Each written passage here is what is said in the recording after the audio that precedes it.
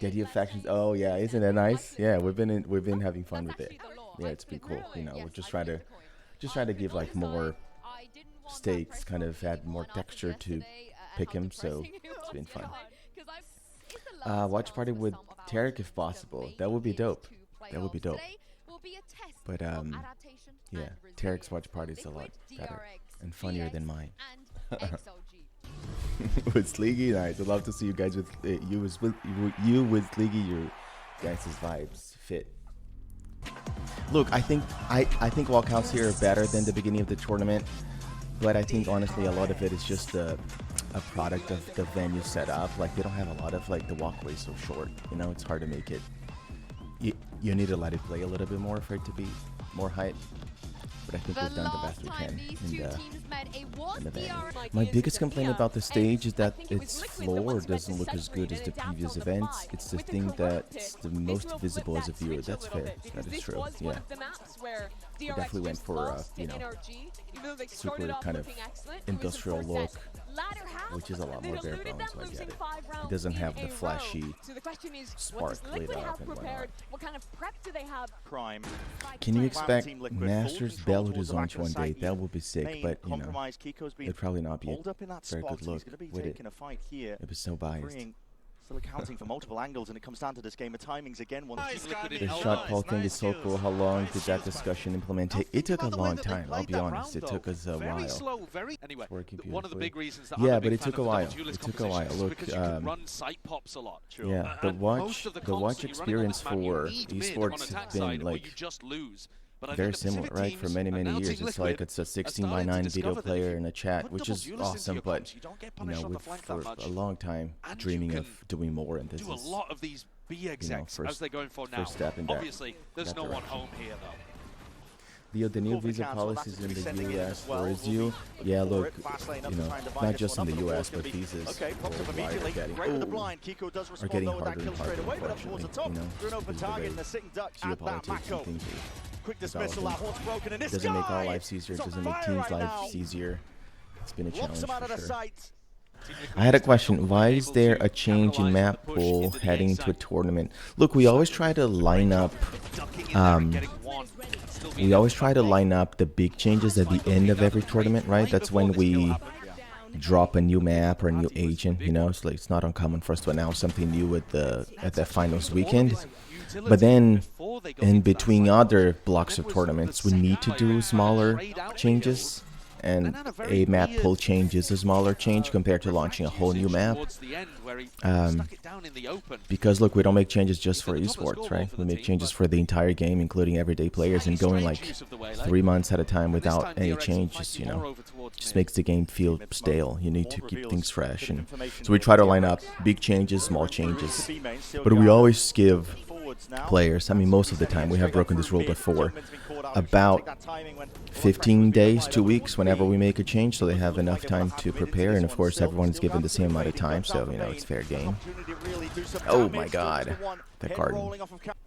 What other thoughts do you folks have on the HUD? We've made some changes, as you probably saw.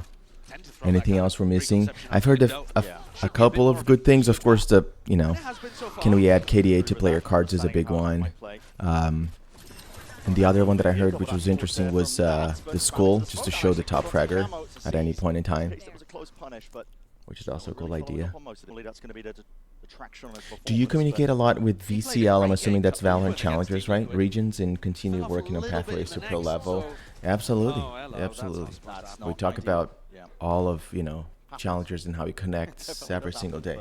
And we have some cool changes coming up. Oh my god. Flashback with op. Yeah, we have some cool changes coming up, which, you know, I'm very excited for. We'll start announcing them soon, which I'm hoping is gonna reinvigorate a lot of life into yeah, the entire sport, and especially Challengers. It'll be cool. Do you play Clash Royale? I don't. I used to play, like, you know, some 10 years ago, but not currently. Celestio, does the hate bother you sometimes, especially now with all the angry Koi fans on Twitter? I imagine it must be pretty tiring. Look, it doesn't bother me. Like, I think it used to bother me a lot, but you know, if you let it bother you, you can't do this job, you know. The reality is, in this position, and actually for all of us at Riot, it's not uncommon that we have to make some unpopular decisions that are not going to please everyone, and if you let it get to you, yeah, you just can't do this job. And I respect people for voicing their concerns, frustration, you know. It's fine, it's part of the game. It's unfortunate, but yeah. Ready for this B hit. Will you be at RedBull homeground event in New York City? I actually will be there. Yeah, I'm looking forward to it. Jill, let me ask you this. I think we've talked about this before. Would we ever do on the Killfeed an icon for when someone is healed through a smoke? You know, like when you have headshot, or is that too much? Yeah, I think. I mean, I know that's what CS does it. Right. I just remember this being, you know, one of those things people have asked in the past. I don't know if you ever considered it. Yeah, I think it's just you want to make it not super messy. Basically, like when you're playing the game, it's easy to read and parse Killfeed. Yeah. I think CS can get a little bit crazy because they'll have like wall penetration, headshot, plus kill through smoke, plus kill while blind. So like sometimes there's like 10 icons. You're just like, what's going on? Right. Joe, here's a question for you. Why does Riot not require phone authentication to make accounts? Wouldn't that remove smurfing? We are looking at MFA for smurfing launching later this year. I think we've already announced that. I think we did. I think we just announced it for some accounts, right? We're going to start with some accounts. Right, yeah. We will require. I think as far as why we don't, it's like a two-way street. It's really good stuff. You have some players that actually don't have phones, potentially, if they're younger. So for making accounts, especially for like a game like Legends of Runeterra, like we can't attach it at the Riot level because there's some games where younger players play. Right. And then for the people that do want to abuse it, it's really easy to get like multiple phone numbers, especially with like VoIP services. Yeah. And we can't ban all VoIP services because in some countries they only have VoIP services. He has an ultimate to be able to shut down a B exec. It's a little hard. So thank you. There you go, lunges. Yep. When will you be announcing the internationals for next year? Yeah, soon. Stay tuned. Very soon. How long do we need to wait for you to be in Platchat again? Look, that's up to them, you know. I have invited myself before, but you know, it's their show. And it needs to be that way, you know. It's great that it is, of course, completely independent, so they can flame us when they have to. Can you fire Sideshow so he can go full-time streamer? Thanks. I will not fire him. If he chooses to go, we'll be sad, but you know, happy for him at the same time. But I will not. I will not give him an incentive. We like him too much. Tiring is your job on a scale of 1 to 10. Manageable still? Oh yeah, it is very manageable. Yeah, very manageable. Look, our jobs can be challenging and they can be demanding, stressful at times. But look, working on video games is still a privilege, you know, and an honor. We don't take it for granted. I definitely don't. Yeah, I think the stress is like 11 out of 10. Right. But the fun is 15. So that's right. Fuck yeah. It's a net great, like net positive, awesome job to have. There you go. Yeah. It's a lot of work, right? Because we have to live up to very high expectations. That's right. And rightfully so, right? That's We're right. trying to deliver it for fans, and it's not an easy thing to do. Yep. But it's so fun, honestly. Love the job. Well put. Bit random, but what would you say is the most unexpected part of your job? Look, I don't know if unexpected, but we have to do quite a good amount of work with like governments around the world for things like travel and visas and logistics, and it's just not what you think about when you're like, I'm gonna work on video games and, you know, or like organize tournaments and competitions, and we spend a good amount of time just like, yeah, dealing with venues and governments, and again, and visas are always a big challenge. So yeah, what would you say, Jake? Most unexpected part of the job? No, what you just said was very fresh in my mind because, like right now I'm on a business trip, right? I won't talk about which country I'm in, but because that would be a spoiler. it could be. Okay. All right. Yeah. But yeah, I was doing a lot of handshakes over this weekend, meeting with government officials and potential partners that could help us with doing esports events in these regions. So that I probably did not expect to have this much like handshaking to do, but like you said, it's like part of the job because we're in the events industry and that's right. Other people, other governments, companies. Yeah, there you go. Sorry to ask again, have you ever considered an option to offer VCT streams with a clean feed option just for anyone who wants to hear the arena audio ambiance? I think we have. I think we might actually offer that. I need to check. We have definitely tried that in the past. I don't know if we still do. But most, I think, creators want the play-by-play. But I don't know if we still do.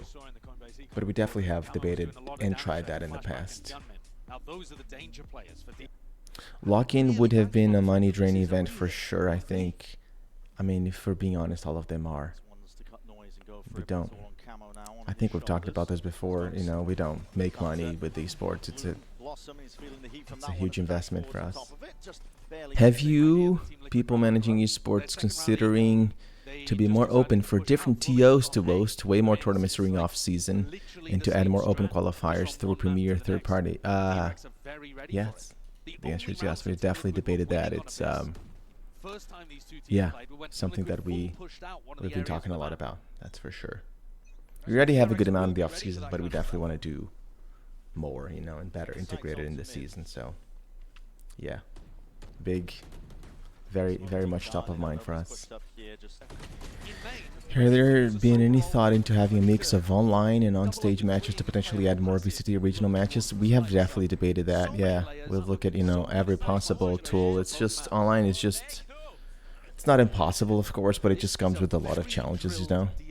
Biggest one being, of course, competitive integrity. We need to make sure there's oversight when players are playing from home, but also just infrastructure. If they're playing from home or gaming houses, now you have internet connection in the way, and it just gets hard. So we try to avoid it, but it's definitely a tool we could use.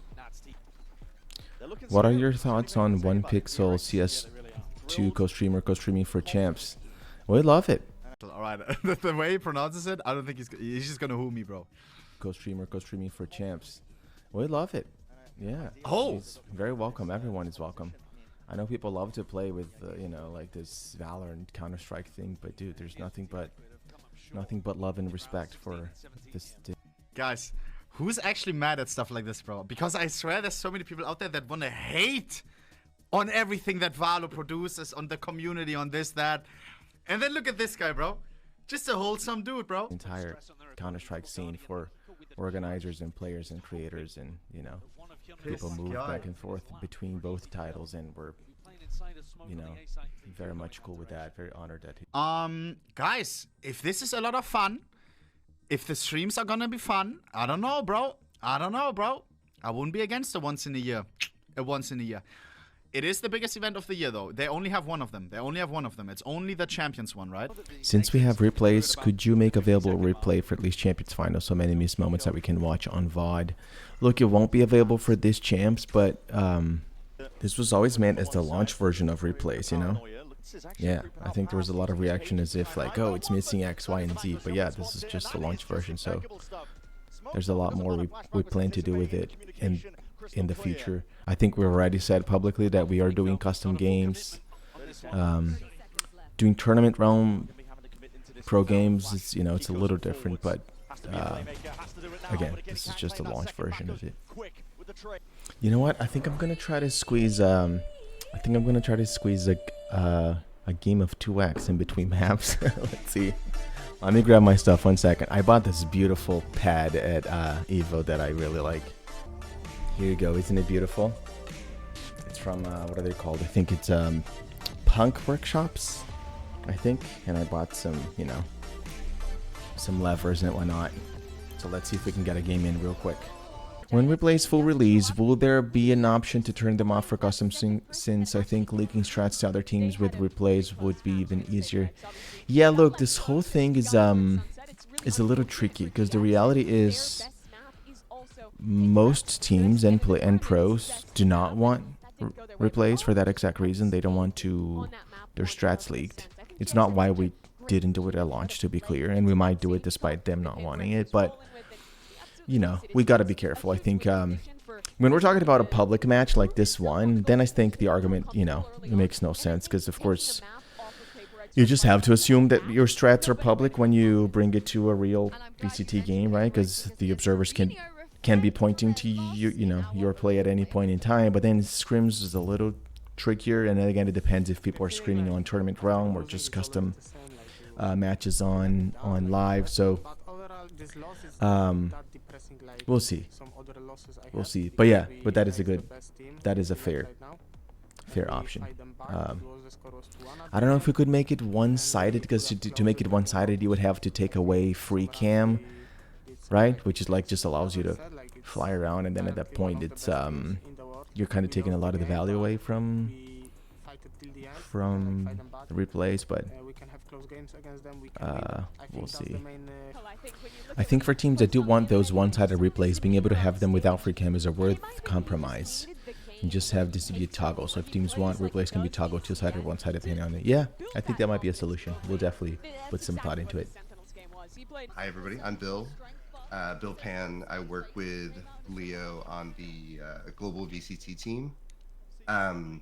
So I lead up the product strategy team, and I mean, in some ways, Leo, like I'm kind of your deputy, but yeah, work on a variety of things, from helping design the sport and the shape of the season to figuring out our partnership model with our pro teams to working with the game devs on, you know, how to fit in all the esports stuff into our game client, and yeah, all sorts of things relating to the esports and the VCT. So.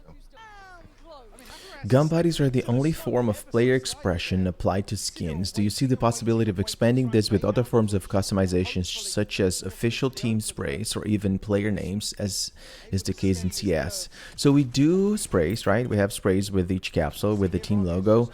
Look, we don't do more in the skins themselves, just because if you look at CS and even some of our skins, the model of the gun, they're like a lot more flat. So it's easy to, like, you know, put a sticker and stuff like that. But when you have a skin that's like a dragon, it's just very hard to customize it with anything else that's not a gun body, you know. And that's what's tricky. Like, our skins are so, yeah, like, you know, the models are very, very unique. So it's hard to do that type of stuff.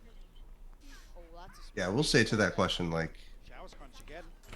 I think the team's always exploring for kind of viable new ways to do things, which, like, you know, I don't think we'll always be like, well, this is the way it's going to be forever, you know. I think us on the esports side, we always continue to challenge the rest of the team too, like, what cool shit can we do for players, you know? What cool ways to express your team fandom, like your favorite pros, all those things too. So, like, these are always continued discussions. That's right. Yeah, it's a good call out. Like, all of us, you know, Leo and I were both ex-CS fanatics, you know, play a lot of CS in the past, so we see all these other games, other publishers, and things they do well, things they don't, and try our best to bring it back. So the new team capsules come after champions. So we do team capsules annually along with the season, and so new team capsules will come out for 2026, and then a new set in 27 and beyond. So not immediately after champions. Will we see custom player cards returning for the team capsules? Maybe. I think was it last year, 2 years ago, when we did the individual customized player cards for teams. I think some of them are really cool. The fact of the matter is, it takes a shit ton of time and shit ton of dev resources to actually build how many do we have? 48. 12 times 4, 48 across the world, because it's not as simple as, teams submit whatever your design wants to be. There's a lot of quality standards. There's a lot of quality control that needs to go into it, and editing and artists on our side. And so that's really the reason that we didn't go in that direction after the first year, and chose to kind of allocate a lot more resources to pump out like better Champions Bundle, to introduce the season capsule, the Karambits we had at the beginning of the year. Like that wouldn't be possible without having more streamlined team capsules, which in turn actually generates way more revenue for our pro teams. And so it's a matter of like balancing those out. So, but I wouldn't say never. It's something that I think all of us find pretty exciting. It's just it gets unwieldy real quick. So. Yeah, active combo. Speaking team capsules, I wish when a team wins a tournament, whether it's kickoff or stage 1 and stage 2, even masters or champs, the win counter in their classic gets updated. Yeah, us too, actually. It's just that one, another factor of like of dev timelines and getting things in the build. It's just hard, frankly, to get those things updated within the year, because it requires us to then get new content constantly in the new patch cycles way ahead of time, because we have to meet things like, like console certifications like a month or two before the actual thing happens. And in the end, it's just like, if it's going to be a month after the event, 2 months after the event, how significant is that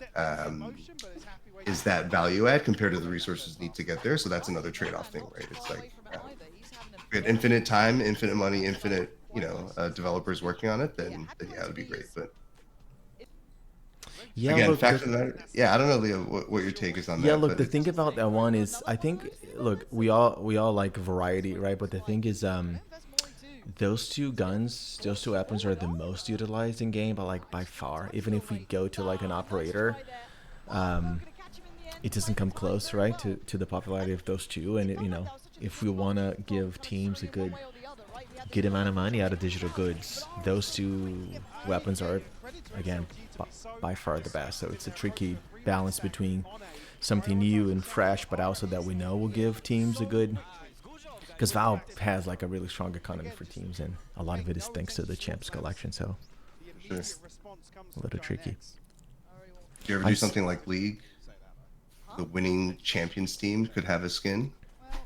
It's also an idea we talked about, right, Leo? Like, yeah, pretty exciting, but we definitely have. For a lot of the same reasons, it's another. The challenge with that one, for the most part, is just timing, right? Mm-hmm. Like, that particular skin would come out, what, a year after the team has won, and then by that time, there are ways to do it, and I think League does a good job of kind of creating a story and a narrative, but it just takes time.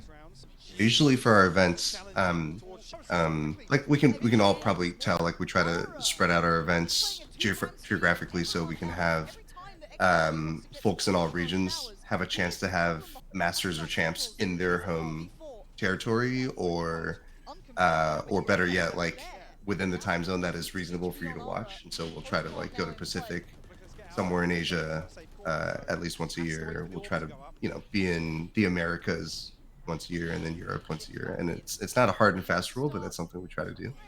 But the interesting thing is Europe is kind of in the middle of all time zones, and so it's not ideal for us to wake up in the morning, but we can. It's possible for us to wake up and watch a match. And the same for Asia. It's possible for them to stay up late a little bit and watch a match. So in Europe, there's like, it's not a huge significant difference, but in Europe it's actually like a better viewership time zone for global viewership than it seems on the surface. Whereas if you go to Pacific only, then you kind of like you ostracize one of the two, like European or America's time zones instantly. And same for an event like, say, in LA. So are you guys across the meme of the YouTube cover art image and how they always pick the winners? So our graphic designers, every day they have to pick like 2 players to represent the 4 teams playing, and I think there's something like, I don't know, batting like a 90% average, and there's like a theory that they have the script. Oh my god. Oh, there's so many theories. Leo, somebody was asking earlier, in other esports, the group stages are played in crowdless arenas over short periods of time. What made you guys stray away from that in VCT? You you talked about that a little bit, right? We did, yeah. Look, I think for starters, it's important to say that like that strategy is actually not bad. We have asked ourselves many times, like, should we just do that? Because, look, it is rough sometimes to like sell out an arena on a random Tuesday when everyone is at work or at school, you know. Like, you can do that for a day, of course, but when you work again, like champs, we have 18 show days, I think. It's really hard. So like, you know, it's not a bad choice. We just I think we're doing mainly because, look, we don't have a lot of international events, right? We have 4 a year, including game changers. So for teams playing the main circuit, they have 3 opportunities to make the global events. It's really hard. So the idea to like fighting your whole year to make it a global event and then not play in front of a crowd, it feels, I think, bad mainly for the pros who are on stage. But if you think about it, like for fans, which of course are always kind of, you know, our priority and kind of drive all of our decisions, it might actually be a good choice, you know, to just have that, because that allows us to just do more, you know. It frees up more calories, more dollars, more everything, more bandwidth to focus on other things, a better kind of finals weekend. But yeah, you know, I think it's it, like, you know, it's giving pros some opportunity to play in front of a crowd and fans around the world the opportunity to go see. But there's no right answer, you know, with everything esports and these product decisions, every decision has pros and cons, but there's not like a right and a wrong way to do things. Just, I don't know what you guys think, but I think the other thing that's hard about like live audiences is it's not like you can do like just a little bit of live audience. The moment that you decide that, hey, we're going to have a public audience, there's just so many boxes that you have to check, like, you know, X amount of security, you know, X amount of seats in the stands, tickets, food and beverage, ushers, all of it. Can we talk about power rankings? Oh yeah, indeed. All I heard when we launched was like, why is NRG 5th? And now they're, you know, locked into playoffs, so maybe power rank it's, you know, not that wrong. I feel one of my favorite features that I didn't expect was that they would update during the event. Right. I've been seeing a lot of like kind of conversations. I think PRX just passed over G2 based on how the group stages went. Look, what's important for people to know is that the whole point of power rankings is to generate conversation, right? So if you're debating whether or not NRG should be 5th or should be 4th. Ooh. So this match right now is the closest rated by GPR of all the matches so far, champions. Yeah. Oh, wow.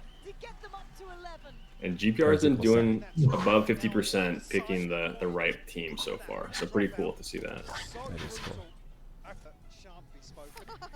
All right, I got some questions for the group. Let's keep this chat going. What is the strangest event-related thing that you have to approve? Dude, we spend a lot of time, I think, like all of us debating like the exact start time, right? It's like, you know, is it 3? Is it 4? Is it 2? Why? There's so much back and forth. Sometimes there's stuff like wardrobe. Not that I approve every piece, but like, you know, sometimes when we talk talent, there's like wardrobe, or for the ceremony, there's wardrobe. You know, you're sitting there for an hour looking at pieces of clothing. Another fun one is like seating arrangements, you know, for our sponsors. A lot of our sponsors come through. Our teams will show up with their team owners or team, you know, team leadership, pro teams. Friends and family of Riot leadership and all these folks want to be there for the grand final moment, right? So I think there's a lot of like, hey, who sits where? Can we get tickets last minute? There's little things that go into events. Requests flooding all the event producers, Leo's inbox constantly towards the end of the tournament. So that's always a craziness. The week before champs finals, like everybody coming out for like a ticket is, that's strange things like color pairings, designs. For sure. I think merch is like the hard one, honestly. And now with like this insane stuff coming out at this event, there's a lot of appetite for what we're doing. So That's always a fun one. Chaotic because we have limited quantities, you know. I think this might be the first time we have that overtime HUD where it goes red and is that at right? the top. Yeah, that's looking nice. Timeline during the buy phase is a little different too, just to kind of try to highlight the moment. So we're just experimenting with this event to try to highlight what an epic time OT is. Riley, this is a good question for you. Madria asks, no, sorry. Get Deluxe asks, do teams select the color of their gun buddy in the capsules? Yeah, kind of. In some cases they do. It depends on like their primary colors. We usually draft off that because the whole kind of skin is like one theme. So we want it all to like as one look the right way. So kind of yes, but it really depends on the rest of their colors too. But Drilla asked a couple times now, I think, is it possible to have tools for community to create maps and game modes like Fortnite and CS? It's a hard one for us to answer on just the esports side, but yeah, I think it's had some of those combos with the game devs, but it's a tough one. Yeah, we have some awesome devs that came from that background, right? Like Volcano, Sal, famously made Cash, I believe, for CS, and now a huge part of the. He did the new through work, right? Also. So it's definitely something that's discussed over the time. Yeah. Does Riot stance on current minimum number of games per year still the same? I still feel it's still little. Look, I want to say in general we agree, right? Like if we could have more games, I think we would. The challenge here is that it comes at a big price, you know? Like you can't just increasing like even one game per team means a lot of more matches across the board. But above all, what's always been a challenge for us is that when we talk about the minimum number of matches, we're really talking about like the floor, because the medium and the ceiling are actually, you know, quite healthy. Like if you look at a teams playing, teams who are making playoffs and global events, a team like G2, they're playing 30 games per season plus, right? All of our games are a minimum of BO3, so we're talking about like 90 maps, over 100 maps per team. So the question you have to ask yourself is, do you want to increase everyone's match to see more of the lowest performed teams play?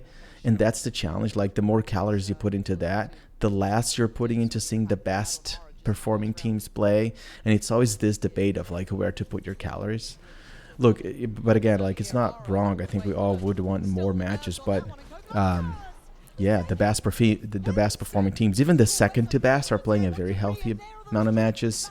If you, as a fan of Valorant, if you're watching multiple teams, there's a shit ton of games to watch. So it's been tricky, you know, like it's not one of those things that's just like easy to do and prioritize and you just snap your fingers and add matches. Again, it comes with a lot of costs and trade-offs. And, you know, it's been tricky, but it's definitely top of mind because, you know, everyone talks about it and we understand why.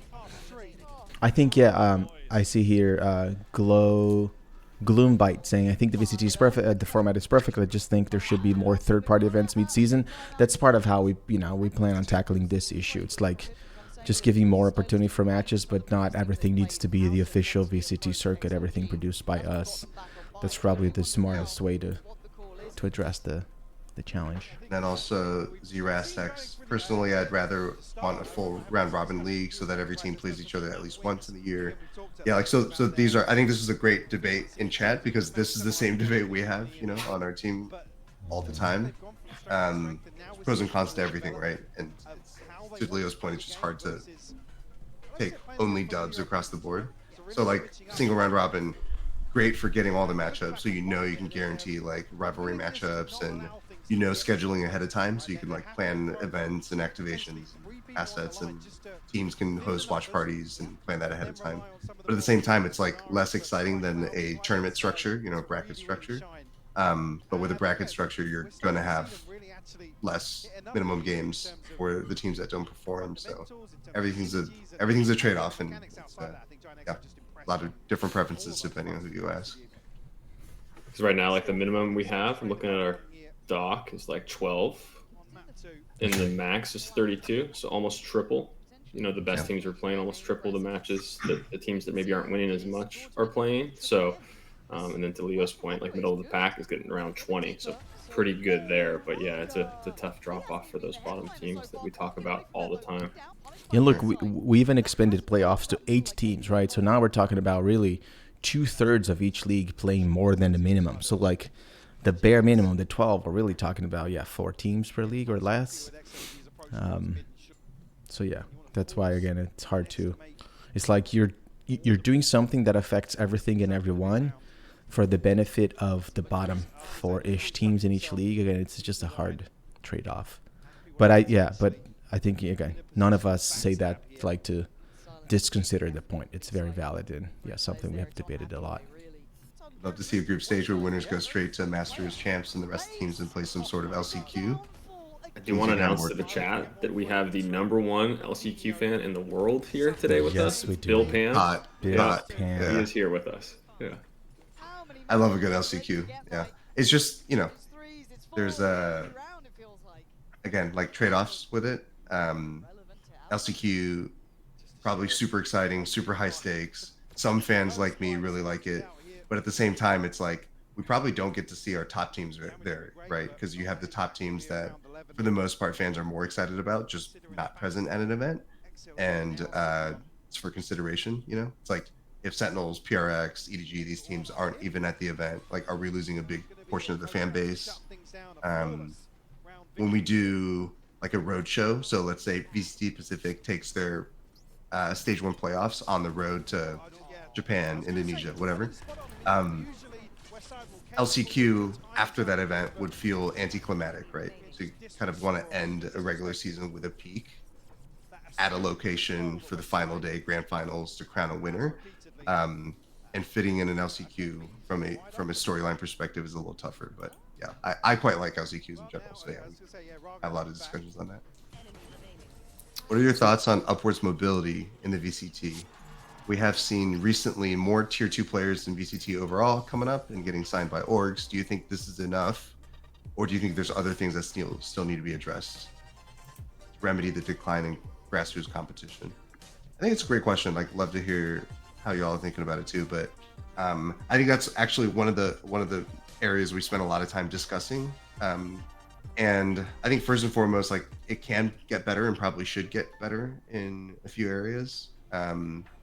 Leo's talked about many times that our current tier 2 structure, it's good for some things, it's not as great for others. Like right now, our ecosystem is not that open, right, for tier 2 teams and aspiring pros to come up and make it a tier 1. We have this single path through Ascension, which is great, which is exciting. But at the same time, I think our goal in the future is to continue to try to open up the space for tier 2 teams to make it to the big stage. So yeah, like very much heard. Like I think we've had a lot of discussions of how to solve that problem, but the problem, we definitely recognize is how do we get more players, how do we get more teams involved in the VCT and have a chance and take a shot. So, yeah, I think there's like a finite amount of slots, and it's just, if you compare about how many challengers pros come up versus like the ratios of other traditional sports, we're fairly similar to them. So I think again, it's just kind of like, there's only so many slots available each year. Pro City. Can answer the Pro City one. Yeah, we love Pro City, honestly. Super cool to see him doing that and bringing it back this time of year. It's also really neat to see it like hit Europe during Champions, and then even have like an AP version of it where some Chinese players are also joining it. So cool to see Pro City. I think it's like a unique way to solve ranked for that upper echelon of people. So we're working with tarik on some aspects of it, trying to give him some bits of API if he wants to do more with it and all that. So very supportive right now. Whew, yeah. I'm curious to see what else he does with it over the years. Madria says, why does the production for the China Pacific playoffs feel so much higher than EMEA and NA? Their finals look like international events, while the NA feels a little bit smaller.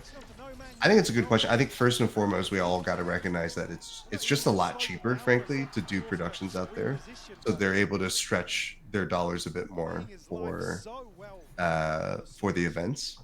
There's a lot more like esports development out there and partners for them to use, and more efficient production partners, and probably more venues ready for esports. So there's just a bit more in certain areas, certain pockets around the world that they can lean into.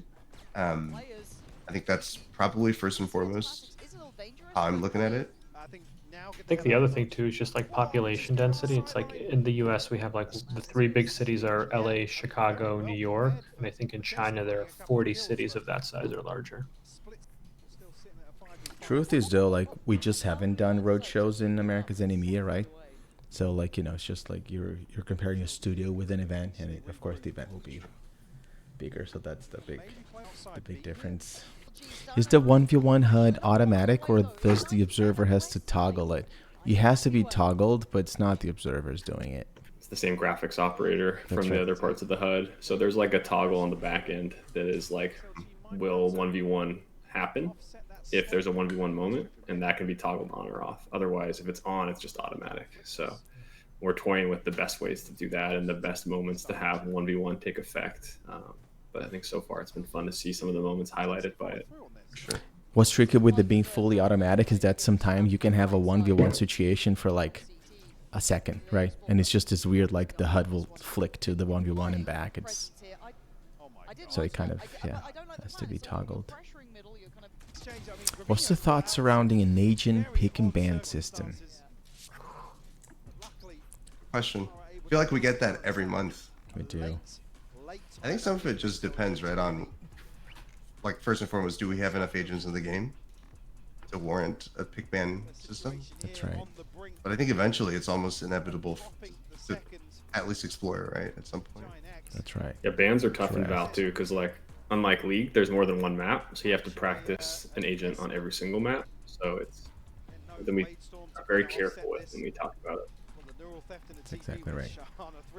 Yeah, I think also like you probably need multiple agents to play the same role. Otherwise, like entire comps can get banned out with one thing.